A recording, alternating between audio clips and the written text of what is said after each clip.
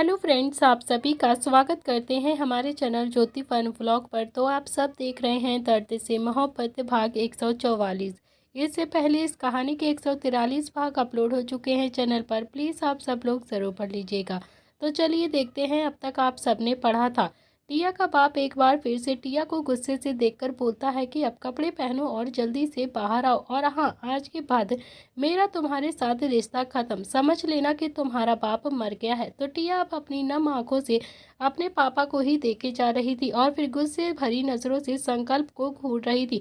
उसे सच में इस वक्त संकल्प पर बहुत ज्यादा गुस्सा आ रहा था। तो चलिए देखते हैं अब आगे इस कहानी में क्या होने वाला है। संकल्प और टिया के पापा दोनों ही कमरे के बाहर आकर खड़े हो गए थे। दोनों को ही इस वक्त सच में बहुत ज्यादा गुस्सा आ रहा था। संकल्प के अंदर तो अभी इतनी भी हिम्मत नहीं हो रही थी कि वो जाकर टिया के पापा को सतावना के दो बोल तक बोलते। टिया के पापा की हालत देखकर संकल्प को बहुत ज्यादा बुरा लग रहा था और टिया पर उसे बहुत ज्यादा गुस्सा भी आ रहा था।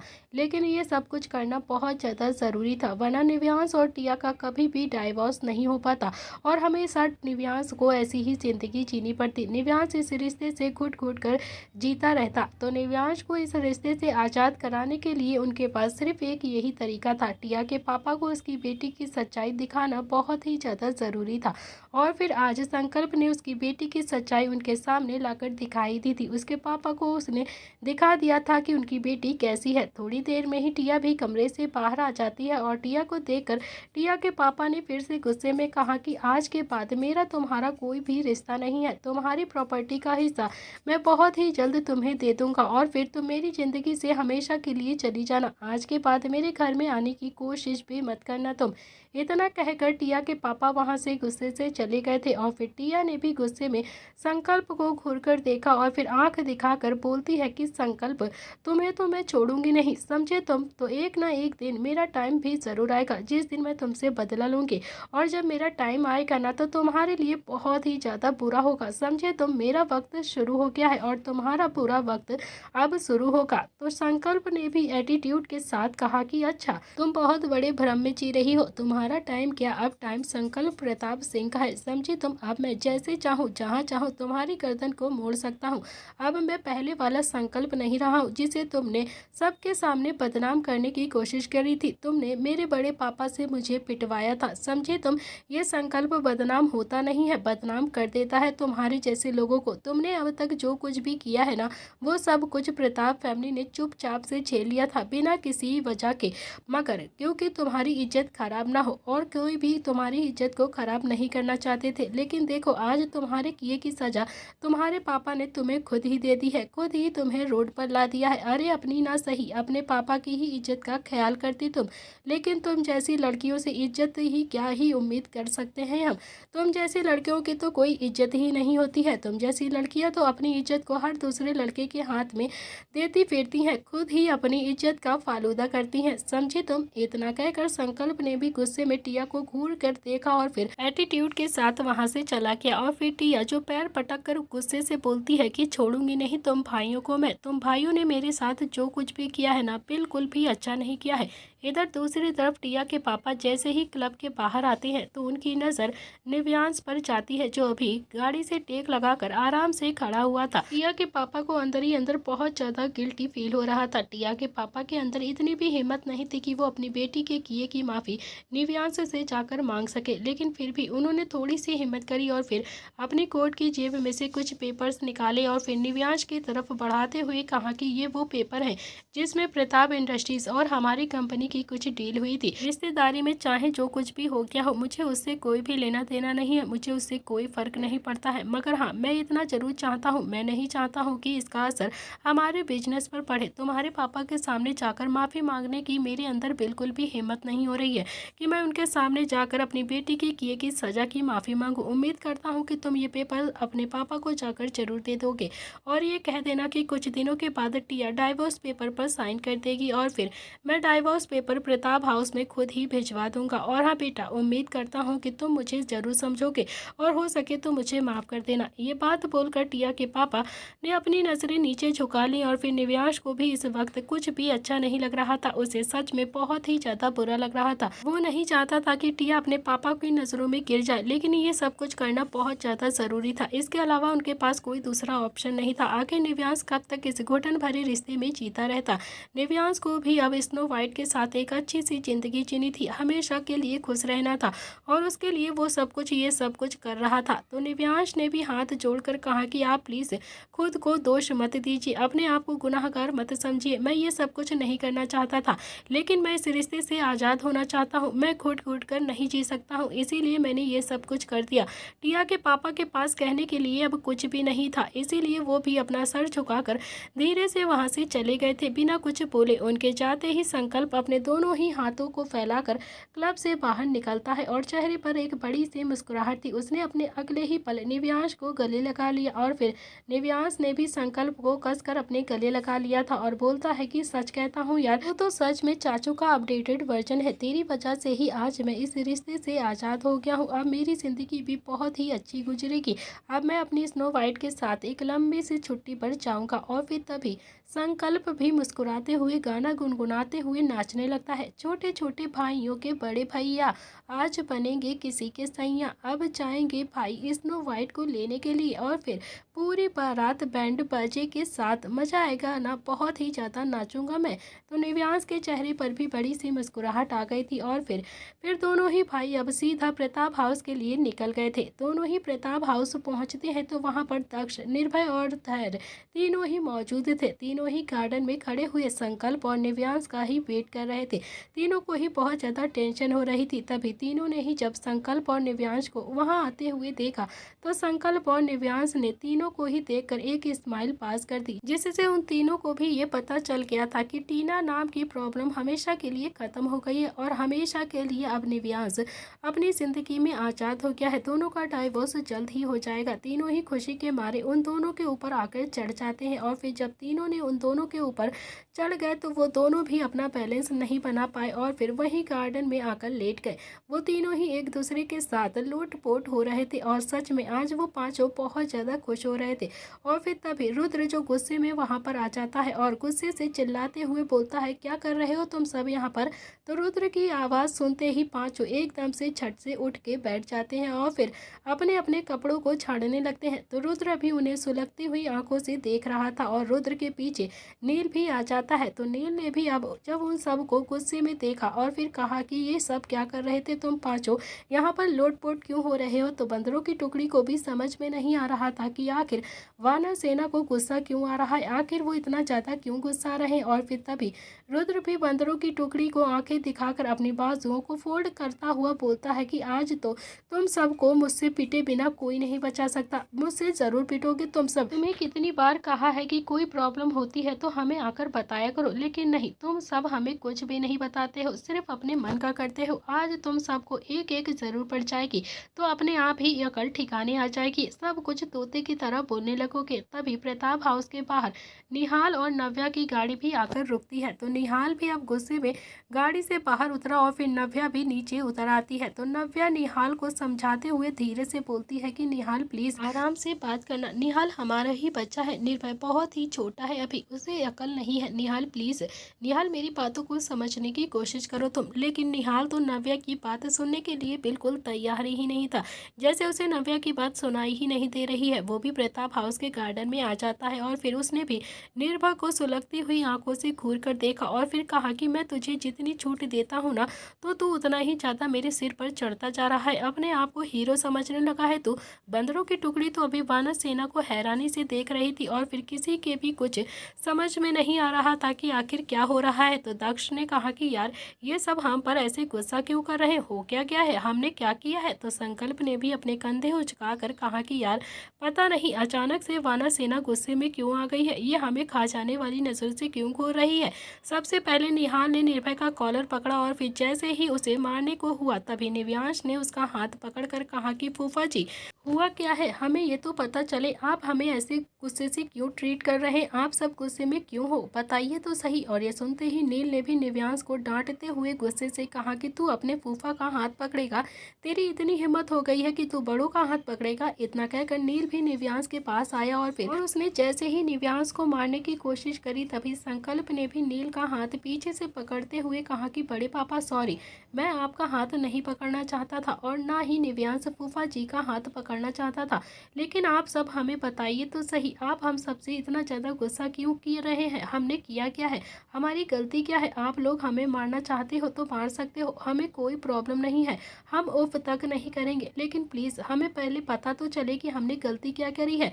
आप सब हमसे क्यों गुस्सा है? तो रुद्र ने भी गुस्से से चिल्लाते हुए कहा कि संकल्प, बहुत हुआ है तुम सबका, हम सब तुम्हारी बदतमीजी बर्दाश्त करते हैं। इसका मतलब ये नहीं है कि तुम दिन पर दिन बदतमीज होते चले जाओगे, समझे? तुम अपने बड़े पापा से बहस करोगे, उनसे सवाल करोगे, उनका हाथ पकड़ोगे, अपने बड़े पापा से आर्ग्यूमेंट करोगे, अपने बड़े पापा से जवाब मांगोगे। तुम घर में कोई भी नहीं है जो तुम्हारे बड़े पापा से कोई भी जवाब मांगे, समझे तुम? और हाँ, तुम्हारी इतनी हिम्मत हो गई है कि तुम बड़े पापा से जवाब मांगोगे, उनके सामने खड़े रहोगे। तो धैर्य बोलता है कि नहीं जीजू, हम बड़े पापा से कोई भी जवाब नहीं मांग रहे, लेकिन कम से कम हमें पता तो चले कि हमने क्या किया है, हमारी गलती क्या है। धैर्य ने भी अब फिर से रुद्र को देखकर कहा कि जीजू आप ही बता दो ना कि हमने क्या किया है, हमारी क्या गलती है। तो रुद्र ने भी अपना फोन निकाला और फिर उसमें एक वीडियो दिखाते हुए गुस्से से कहा कि लो ये देख लो, कल रात तुम सब कैसे कुत्तों बिल्लों की तरह क्लब में लड़ रहे थे, आपस में कैसे बदतमीजी कर रहे थे। तुम सब साथ में रहते हो तो हमें बहुत ज़्यादा अच्छा लगता है, लेकिन अब पता चला कि तुम सब साथ में रहकर एक दूसरे से लड़ाई भी करते हो, एक दूसरे के साथ बदतमीजी भी करते हो और हाँ, दारू पीकर ड्रामा भी करते हो, सबके सामने बेइज्जती भी कराते हो प्रताप हाउस की, बाहर जाकर प्रताप फैमिली की इज्जत उछालते हो तुम सबके सब। तो संकल्प ने भी वो वीडियो देखी तो उसकी आंखें भी हैरानी से फैल गई थी। उस वीडियो में वो सब कुछ लड़ाई कैप्चर हो गई थी जो संकल्प और निव्यांश के बीच में कल रात क्लब में हुई थी। किसी ने उस फेक लड़ाई को रिकॉर्ड करके प्रताप हाउस में भेज दिया था, जिसकी वजह से सभी लोग बहुत ज्यादा गुस्सा थे। संकल्प के बाद वो वीडियो निव्यांश ने भी देखी और फिर निव्यांश के बाद धैर्य, निर्भय और दक्ष ने भी देख ली थी और फिर सबकी आंखें हैरानी से फैल गई थी। बंदरों की टुकड़ी ने तो सपने में भी नहीं सोचा था कि वो एक प्रॉब्लम से बाहर निकलेंगे और फिर दूसरी प्रॉब्लम में प्रताप हाउस में उनका इंतजार कर रही होगी। दूसरी प्रॉब्लम अपने आप ही उनके घर पर चल के आ जाएगी। वो सब हैरानी नज़रों से एक दूसरे को देख रहे थे। तो बंदरों की टुकड़ी अब थोड़ा सा पीछे हटी और फिर निव्यांश सबको देखकर बोलता है कि ये सब कुछ झूठ है, हम लोग लड़ नहीं रहे थे पापा। और हाँ, तभी नील भी अपनी बाजुओं को फोल्ड करता हुआ गुस्से से बोलता है कि अच्छा, तुम्हें लगता है कि ये वीडियो क्लिप छोटी है, तुम सब हमको बेवकूफ़ बनाओगे और हम सब बेवकूफ़ बन जाएंगे, हम सब झूठ बोल रहे हैं तुमसे। तो निव्यांश ने भी अपने पापा को समझाते हुए कहा कि पापा प्लीज़ समझने की कोशिश कीजिए आप, हम सब ये सब कुछ नाटक कर रहे थे, हमारे बीच में कोई भी लड़ाई नहीं हुई है। रुद्र भी थोड़ा सा आगे आकर बोलता है कि अच्छा ठीक है, तो 2-4 चांटे हम भी मार देते हैं ना, तो कोई प्रॉब्लम नहीं होगी और फिर बाद में ये कह देंगे कि ये सब कुछ नाटक कर रहे थे, ये ठीक है ना। तो रुद्र ने भी अब धैर्य के कॉलर को पकड़कर उसे हिलाते हुए कहा कि तुम्हारे माँ बाप तुम्हारी रिस्पॉन्सिबिलिटी हमें देकर गए हैं यहाँ पर, और तुम हो जो कि इन सब को समझाने के बजाय आपस में ही लड़ रहे थे और तुम बैठकर वहाँ मजे ले रहे थे। धैर्य बोलता है कि जीजू प्लीज वीडियो क्लिप ध्यान से देखो, मैंने तो समझाने की बहुत ज़्यादा कोशिश करी थी।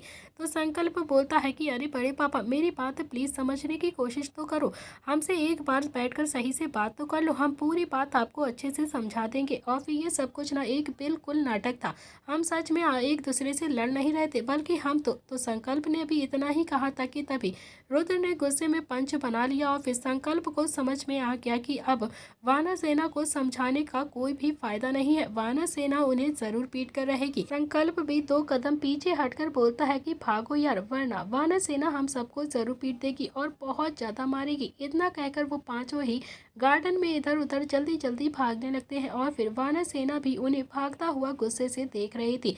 नील भी मन ही मन बोलता है कि तुम लोगों को लगता है कि तुम सब भागोगे तो हम सब तुम्हें छोड़ देंगे, चुपचाप से यहाँ आ जाओ और हमें बताओ कि आखिर क्यों लड़ रहे थे तुम। संकल्प भी थोड़ा सा तेज आवाज में बोलता है कि अरे दादी माँ जल्दी से बाहर आओ, देखो आपका एक्स बॉयफ्रेंड हमारे साथ मार पिटाई पर उतारू हो गया है, हम सबको मार रहा है, जल्दी से बाहर आओ। तो संकल्प की बात सुनकर सब हैरानी से भी संकल्प को देखने लगते हैं और फिर अगले ही पल निव्यांश भी जोर जोर से चिल्लाता है कि दादी माँ जल्दी से आओ, देख लो आपका एक्स बॉयफ्रेंड हम सब सबको पीटने पर उतारू है, हम सबको मारना चाहता है, जबकि हमने कोई गलती भी नहीं करी है, हमारा कोई भी गुनाह नहीं है। लेकिन अब तो चंद्रकला जी भी बाहर नहीं आई थी।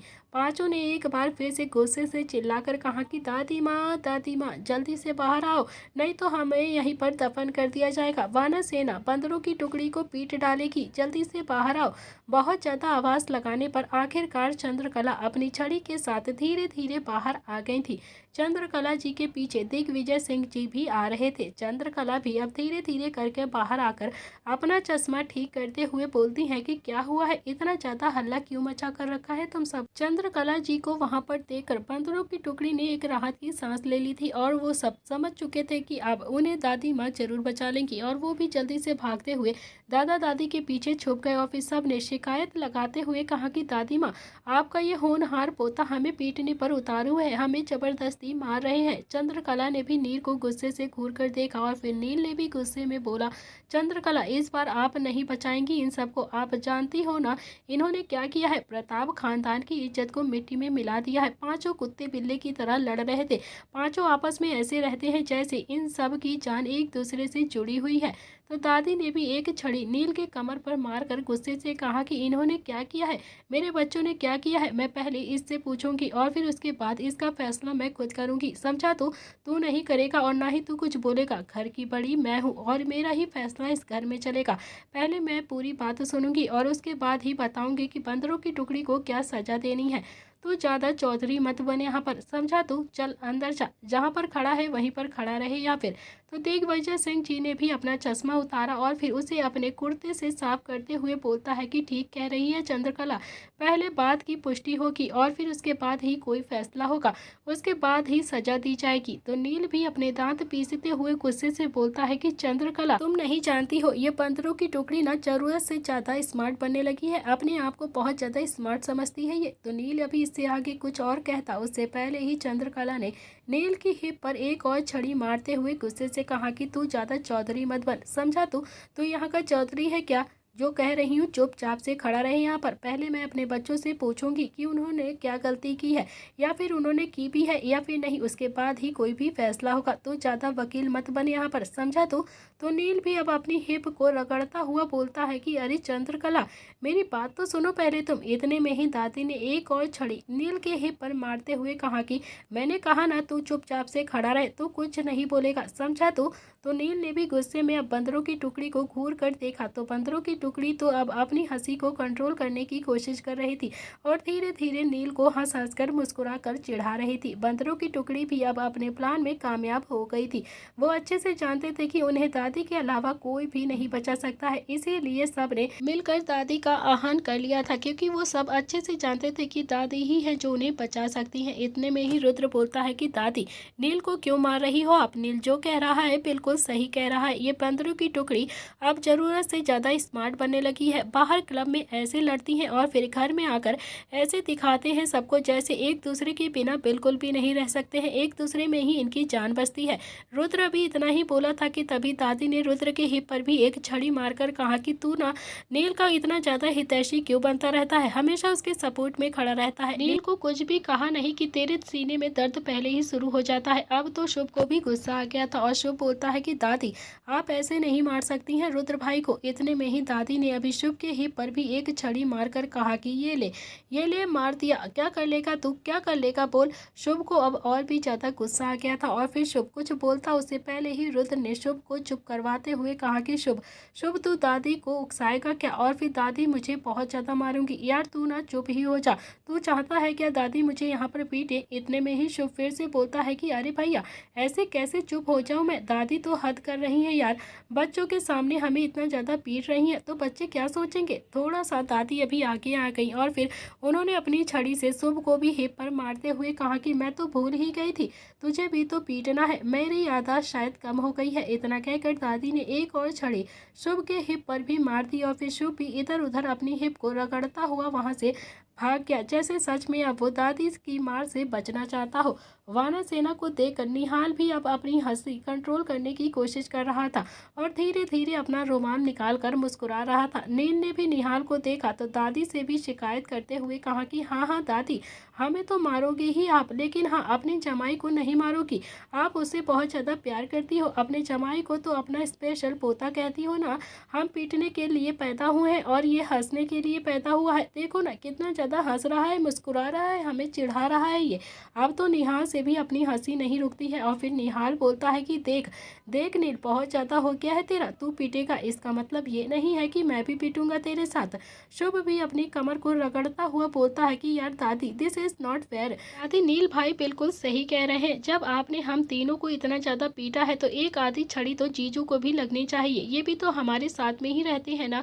तो दादी बोलती है कि हाँ हाँ क्यों नहीं लगेगी, बिल्कुल लगेगी, तेरे इस जीजू को भी लगेगी, लगनी भी चाहिए। आखिर मैं बचपन से लेकर आज तक तुम चारों को हर चीज़ में बराबर बांटती आई हूँ ना, तो ये भी इसको बराबर की मिलेगी। तो मैं निहाल को कैसे भूल सकती हूँ।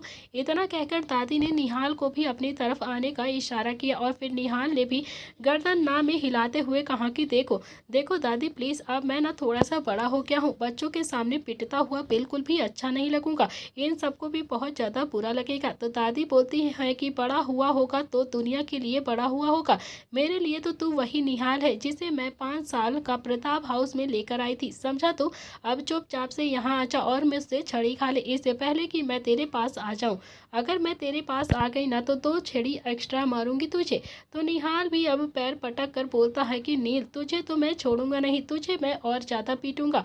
और फिर वो दादी के पास आ जाता है। तो दादी ने भी निहाल के भी हिप पर एक छड़ी मारकर कहा कि मैंने सुना है कि तेरे भी बहुत ज़्यादा हाथ चलने लगे हैं, निर्भय को देखकर तू भी उबलने लगता है, तूने आजकल मेरे निर्भय को जीना हराम करके रखा है। तो निहाल बोलता है कि दादी ये काम ही कुछ ऐसे करता है, क्या करूँ मैं, मजबूर हो जाता हूँ।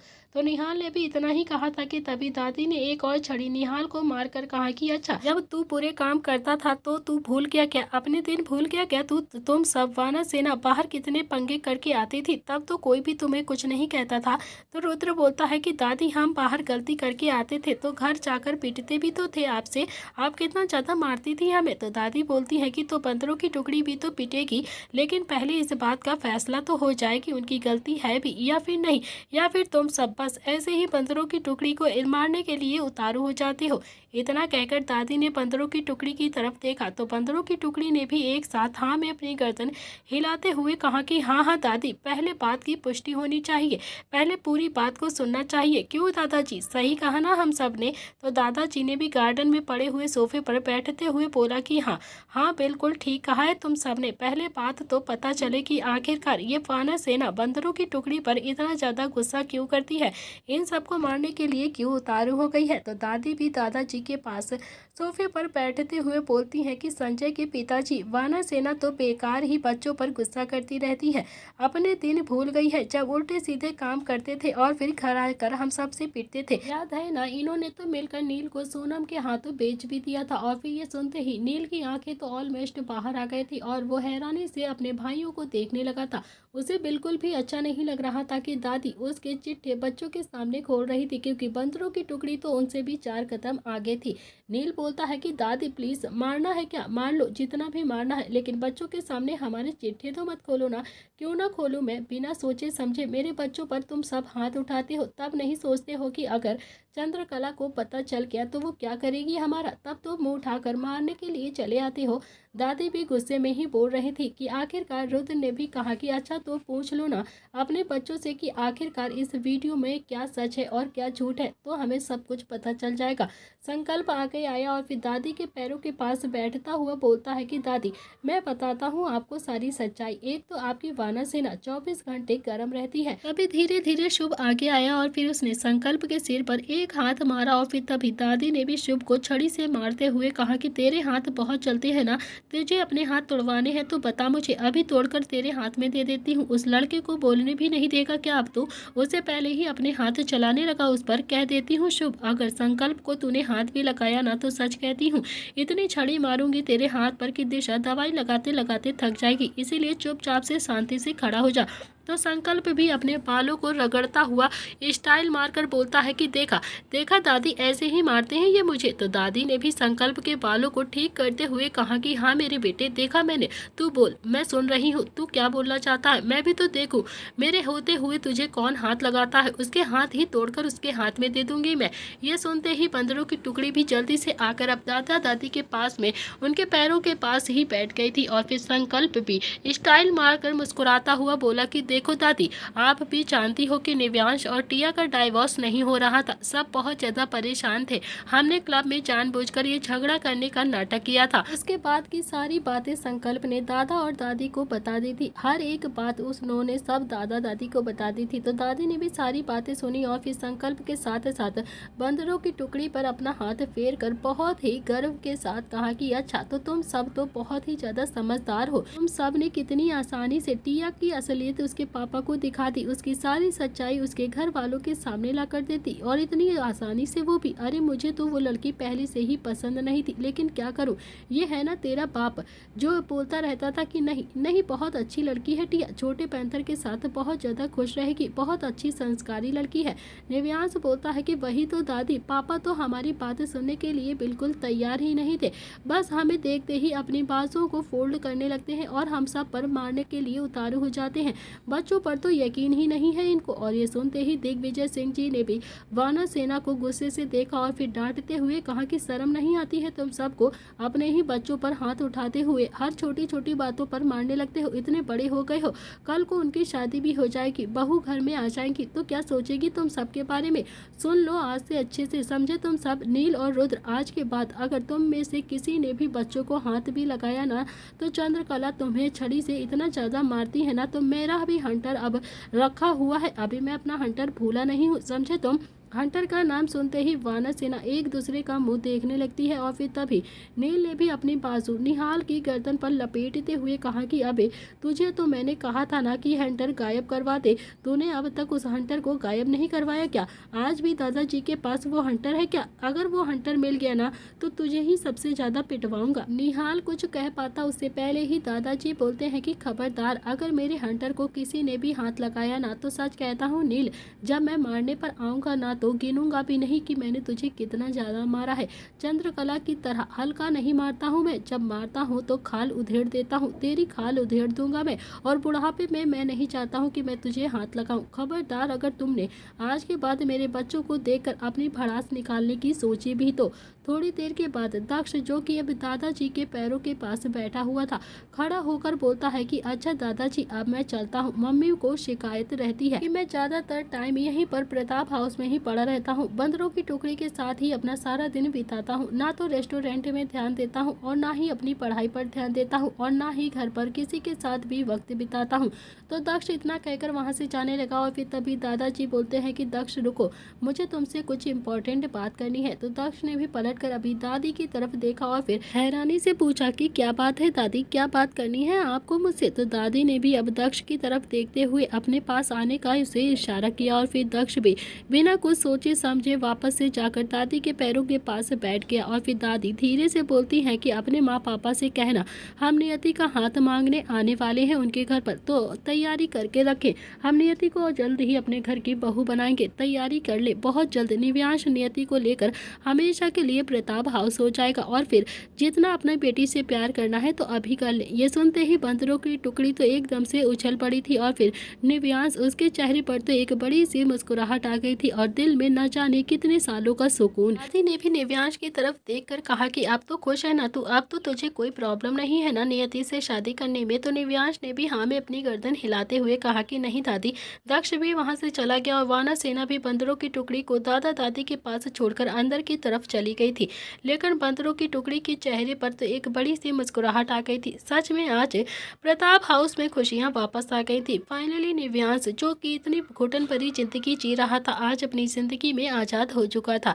इधर प्रताप हाउस में रात का वक्त हो चुका था। रुद्र और किट्टू जो अपने कमरे में मौजूद थे, किट्टू अपनी साड़ी अरेंज कर रही थी और रुद्र जो लैपटॉप पर बैठकर आराम से काम कर रहा था। और फिर तभी उनका गेट किसी ने नॉक हुआ और फिर बाहर से आवाज़ आती है कि रुद्र रुद्र मैं हूँ, आ जाऊँ क्या? तो किट्टू बोलती है कि हाँ हाँ भैया आ जाओ। नील भी अब धीरे से अंदर आया तो नील का एक हाथ अभी पीछे था और फिर उसने किट्टू को देखकर कहा कि क्या बात है बच्चा, तुम्हारा और अवनी का तो बस एक ही काम रहता है, लगता है दोनों ही बहनें एक जैसी हो गई हो, एक ही काम एक ही टाइम पर करती हो, अपनी साड़ियाँ अरेंज करने का ही है तुम दोनों का काम।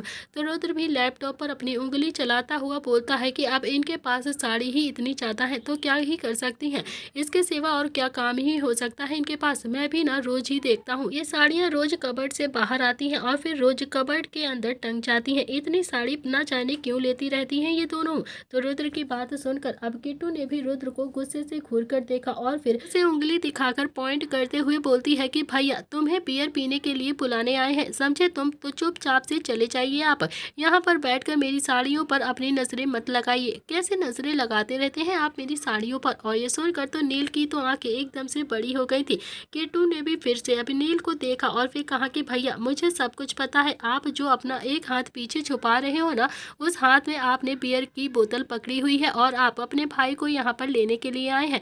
अब आप दोनों ही भाई या तो गार्डन में जाएंगे या फिर छत पर जाएंगे और फिर एक ही बियर से दोनों ही आराम से पियेंगे और फिर बातें करेंगे। मुझे ना आप दोनों के बारे में सारी बातें पता है और फिर अपनी पुरानी यादें भी ताज़ा करेंगे और फिर बहुत ज़्यादा इमोशनल हो जाएंगे। मैं इस घर में नई नहीं हूँ जो मुझे कुछ पता नहीं होगा, मुझे सब कुछ पता होता है और खासकर रुद्र के बारे में तो हर एक चीज़। फिर इतना कहकर किट्टू ने भी रुद्र की तरफ देखा और बोलती है कि अब जाइए ना, भैया कब से खड़े हैं, आपको लेने के लिए आए हैं यहाँ पर, जल्दी से जाइए उनके साथ।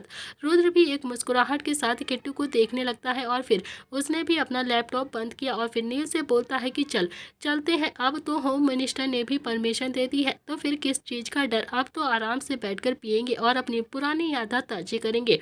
ये सुनते ही नील के चेहरे पर भी मुस्कुराहट आ गई थी और फिर उसने भी अपना एक हाथ उठाकर किट्टू के सिर पर रखा और फिर उसके बालों को हिलाते हुए बहुत ही प्यार से उसे आशीर्वाद देते हुए कहा कि बच्चा बहुत ही ज़्यादा स्मार्ट बन गया है, तो ऐसे ही हमेशा खुश रहा करो। तो किट्टू बोलती है कि हाँ हाँ नील भैया, अब ना इतना ज़्यादा स्मार्ट लोगों के साथ रहती हूँ मैं, तो थोड़ा बहुत स्मार्ट तो बनना ही पड़ेगा वरना सब पागल बना देंगे मुझे। और फिर थोड़ी देर के बाद रुद्र और नील जो घर की छत पर आकर बैठ गए थे और हमेशा की तरह दोनों के हाथ में एक ही बियर की बोतल थी और फिर दोनों एक एक करके उसी में से सिप ले रहे थे। रुद्र ने भी सिप लेकर बहुत ही प्यार से कहा कि तुम्हें मैंने कहा था ना नील, जिस दिन बंदरों की टुकड़ी चाहेगी उसी दिन निव्यांश और टिया का डाइवोर्स हो जाएगा और हमें कुछ भी करने की जरूरत नहीं पड़ेगी।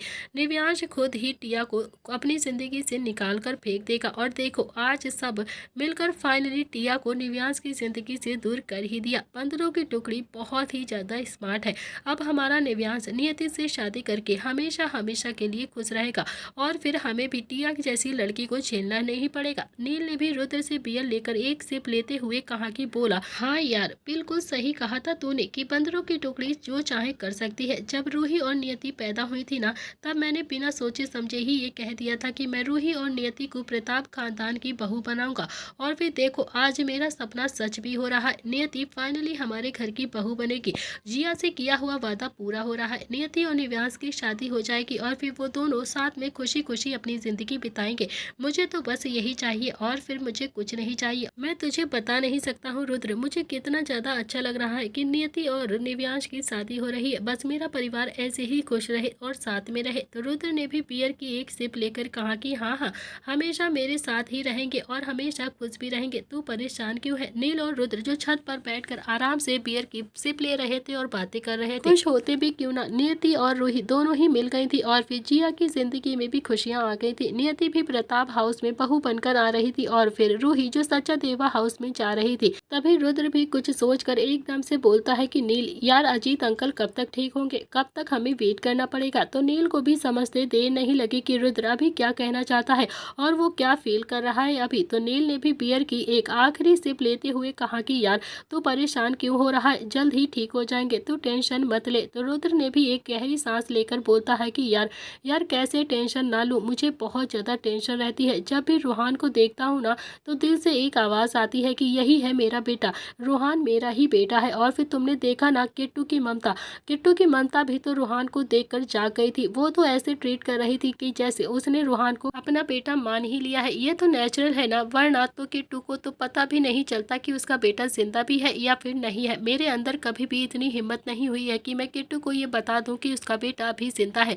मैंने तो अभी उसे यही बता कर रखा है कि हमारा बेटा इस दुनिया में नहीं है। तो नील ने भी रुद्र को दिलासा देते हुए कहा कि रुद्र सब कुछ ठीक हो जाएगा, तू ऐसे परेशान मत हो। अगर रूहान हमारा बेटा है ना तो सच कहता हूँ भगवान उसे हमसे ज़रूर मिलवा देंगे, हमें ज़रूर सच पता चलेगा। तुम्हें तो बिल्कुल खुश होना चाहिए कि रूहान हमारी आंखों के सामने है और बिल्कुल ठीक है। अगर वो हमारा बेटा है तो हमें और भी ज़्यादा खुशी मनानी चाहिए और सही सलामत है हमारा बेटा, वरना तो दिमाग में पता नहीं कैसे कैसे ख्याल आते थे हमारे कि हमारा बच्चा पता नहीं कहाँ पर होगा, कैसा होगा।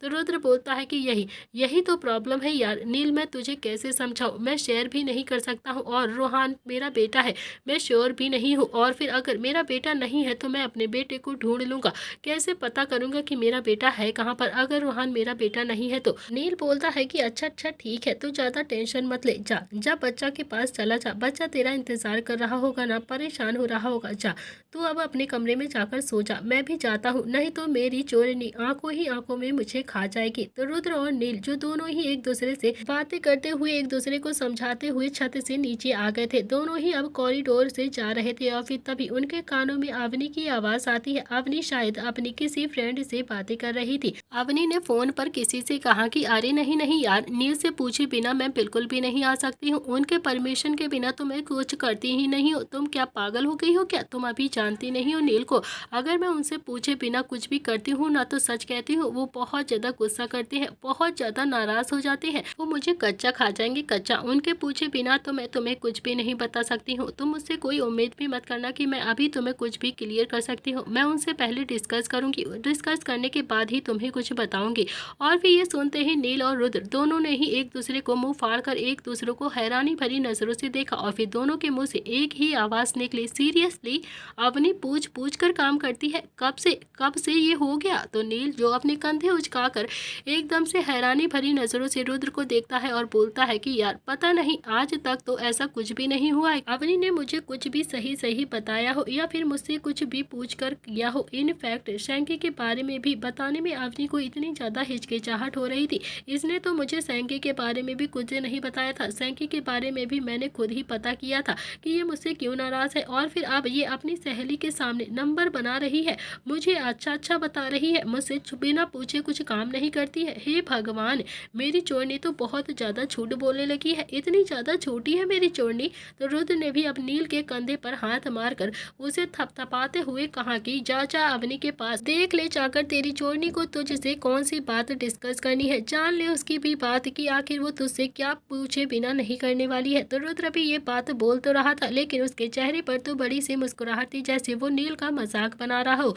जो सीधा अभी नील को चिढ़ा ही रही थी। तो नील ने भी अब आंखें छोटी करके उसे गुस्से से घूरा और फिर बोलता है कि तू ज्यादा स्मार्ट मत बन मेरे सामने, समझा, तू बच्चा तेरे सामने भीगी बिल्ली की तरह रहती है और फिर अब तू बच्चा के सामने भीगी बिल्ली की तरह रहता है। पहले तो तूने बहुत ज्यादा उसे भीगी बिल्ली बनाया है अपने सामने और फिर अब तो तू उसे डरता रहता है। तो रुद्र के चेहरे पर भी एक मुस्कुराहट आ गई थी और फिर रुद्र ने भी कहा कि यार नील एक बात तो सच है, जो बताऊं क्या तुझे, मैं ना किट्टू को बहुत ज्यादा परेशान किया था, मैंने बहुत ज्यादा उसे टॉर्चर भी किया था, बहुत ज्यादा परेशान कर दिया था मैंने। अब जब वो मुझे परेशान करती है ना तो मुझे बहुत ज्यादा अच्छा लगता है, ऐसा लगता है सच में वो मुझसे बहुत ज्यादा प्यार करती है, मुझे बहुत ज्यादा अच्छा लगता है किट्टू के साथ रहना, उसका साथ के बिना मैं कुछ भी नहीं हूँ यार। जब वो मुझे सुनाती है ना तभी मुझे बहुत ज्यादा अच्छा लगता है। तुझे पता है ना मैं किट्टू को कितनी ज्यादा मुश्किलों से अपनी जिंदगी में लेकर आया था, कुछ भी कहो मगर तेरा बच्चा मेरे लिए सच में बहुत ज्यादा लकी है और बहुत ही ज्यादा प्यार भी करता है मुझसे। सच कहता हूँ नील, किट्टू जिंदगी में आए हैं ना तो मुझे हंसना मुस्कुराना भी सिखा दिया है, मैं हंसने मुस्कुराने लगा हूँ। और तभी नील जो उसकी बात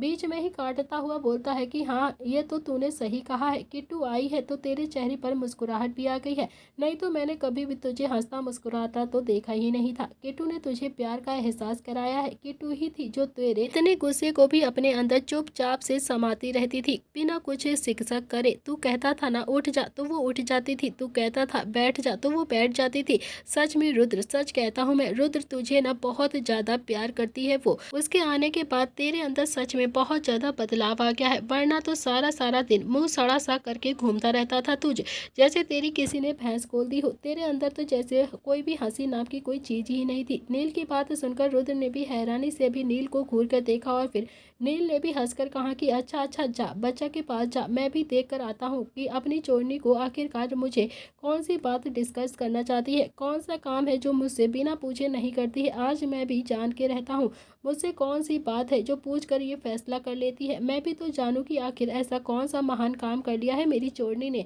नील भी अपने कमरे में चला गया और फिर नील ने अवनी को देखा तो अवनी ने भी फ़ोन कट कर दिया था और फिर नील को देखकर बोलती है कि पति थे, मैं अगले महीने अपनी फ्रेंड के साथ एक कंसर्ट में जाऊंगी, तो प्लीज़ मुझे रोकने की कोशिश भी मत करना। तो नील भी अब अवनी की तरफ 2 कदम आगे बढ़कर बोलता है कि अच्छा तो तुम मुझे बता रही हो या फिर पूछ रही हो। तो अवनी ने भी अपने कंधे उचका कर कहा कि हाँ और क्या, बताऊँ नहीं क्या, बिना बताए चली जाऊँ क्या तुम्हें, बिना बताए चली जाऊंगी तो मुझे जाने कहाँ दोगे आप।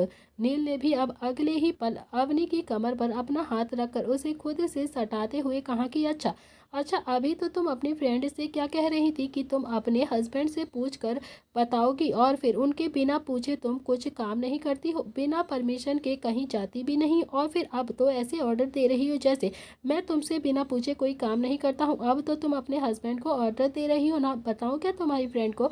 अवनी भी हल्के से एटीट्यूड के साथ बोलती है कि हाँ तो बता तो रही हूँ ना आपको, वैसे भी फ्रेंड के सामने ऐसे ही बोलना पड़ता है, उसे समझाना पड़ता है, समझे आप, वरना वो क्या सोचेगी मेरे बारे में। अवनी तो अपने पति को कुछ समझती ही नहीं है, बिल्कुल रिस्पेक्ट नहीं करती है अपने पति की। अब उसे कम से कम ये तो लगेगा ही ना कि मैं अपने पति की कितनी ज़्यादा इज्जत करती हूँ, कितना ज़्यादा प्यार करती हूँ मैं आपसे। तो नील ने भी अब अपने माथे पर अवनी के माथे से लगा कर कहा कि अच्छा तो तुम तो हमेशा से ही मेरी इज्जत करती हो, ये कौन कहता है कि तुम मेरी इज्जत नहीं करती हो। अवनी के चेहरे पर भी मुस्कुराहट आ गई थी और फिर उसने भी अपने दोनों हाथ नील के गले में लपेट दिए थे। नील इस टाइम बहुत ही ज़्यादा रोमांटिक मूड में आ चुका था। उसने भी अपनी नाक अवनी की नाक से रगड़ कर कहा कि अवनी, वक्त कितनी जल्दी बीत गया है ना, हमें पता ही नहीं चला, हमारे बच्चे भी जवान हो गए, पता नहीं चला कि कब बच्चे बड़े हो गए और कब हम इस एज में आ गए। तो अवनी बोलती है कि हाँ नील, सच कहा आपने, और आज तो मैं सच में बहुत ज़्यादा खुश हूँ कि मेरे बच्चे का डाइवोर्स हो गया है। फाइनली मेरा बच्चा उस चुड़ैल से आज़ाद हो गया है, वो अपनी मनपसंद लड़की से शादी करेगा, उसके साथ अपनी ज़िंदगी बिता सकता है, जिसे वो चाहता है उसकी लाइफ में अब वो सब कुछ होगा। तुम जानते नहीं हो मैं कितना ज़्यादा खुश हूँ अपने निव्यांश के लिए, मेरा छोटा पैंथर हमेशा खुश रहे। ये कहते हुए अवनी ने भी अपना सिर नील के सीने पर रख दिया था और फिर नील ने भी अपनी बाहें अवनी पर लपेटते हुए कहा कि चोरनी, खुश तो मैं भी बहुत ज़्यादा हूँ, बहुत ज़्यादा सुकून है मेरे दिल में आज कि फाइनली मेरा छोटा पैंथर अब अपनी ज़िंदगी जिएगा और खुलकर जिएगा, जैसा चाहेगा वैसा रहेगा। कभी कभी तो मुझे बिना खुद पर बहुत ज़्यादा गुस्सा आता था कि शायद मैंने अपने ही बच्चे की ज़िंदगी खराब कर दी है, मैं क्यों अपने बच्चे को ज़िंदगी का फैसला उससे बिना पूछे ले लिया मैंने। अवनी भी अब नील के गाल पर किस करके बोलती है कि नील, अब जो कुछ भी हो गया ना तो सो हो गया, अब उसके लिए परेशान होने की बिल्कुल भी ज़रूरत नहीं है आपको, पुरानी बातें याद मत करो आप।